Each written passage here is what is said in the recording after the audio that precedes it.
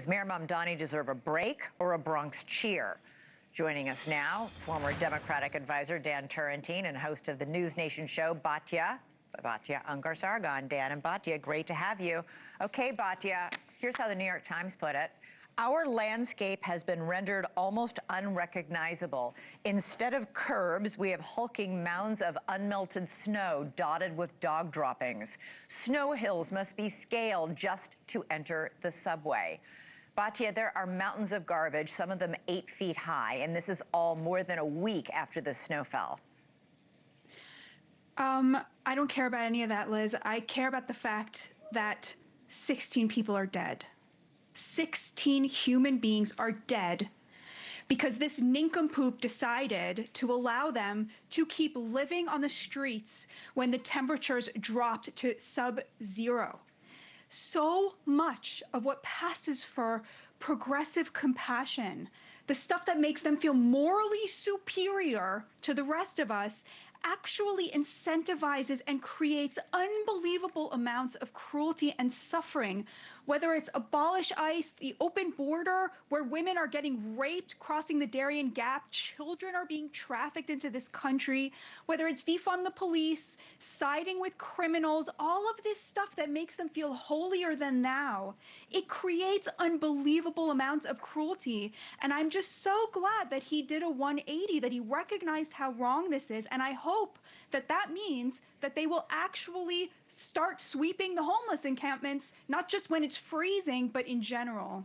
Yeah, well, Dan, what do you make of that? I think that, listen, he got into office and immediately stopped what Mayor Eric Adams had begun, and most mayors preceding Eric Adams. And this has been a huge issue. We've had a lot of crime. We've had several murders on public subways or public trains, whether it's New York City, Chicago, Charlotte, North Carolina, committed by homeless, mentally ill people. And a lot of jurisdictions, states and cities are saying, we have to start hospitalizing these people against their will. Zohran Mamdani said, no, we're not. We're just going to suggest maybe they should go to a shelter, but we're not going to force them to go to a shelter. Is him now backing off, is that just a momentary thing, or are we going to see a real change here? I think that's the million-dollar question. I mean, look, I think on the snow, I too am a New Yorker. We have 4 children here in the city. I think he passed the first test, which was getting the streets plowed and salted, but he has failed the second test, right? Which is that the snow has not melted because it's been so cold. And they were very slow. It's also because it's piled high, and now it's solidified into these disgusting ice mountains. And so the garbage men can't get through. And yes, to Batya's point, the tragedy is the 16 people dying, 13 from hypothermia, 3 from drug overdoses. But, you know, this is a sanitation issue in a city of 8 million people. You can't have this. Well, and that's the thing. He's failed the second test. You're absolutely right. And people's fuses are becoming very short. It's the same thing where we are here on the Upper East Side.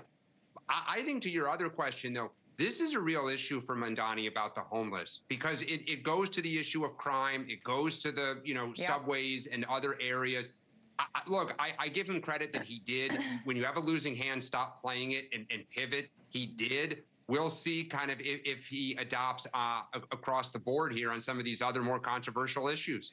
Yeah, and in the meantime, what's happening is many of the people who were living on the streets and homeless and in bad shape, to be honest, have moved down to subway cars, where New Yorkers who are trying to go to school and go to work are now finding that an issue to deal with as well. And New York City, City, free buses. Yeah.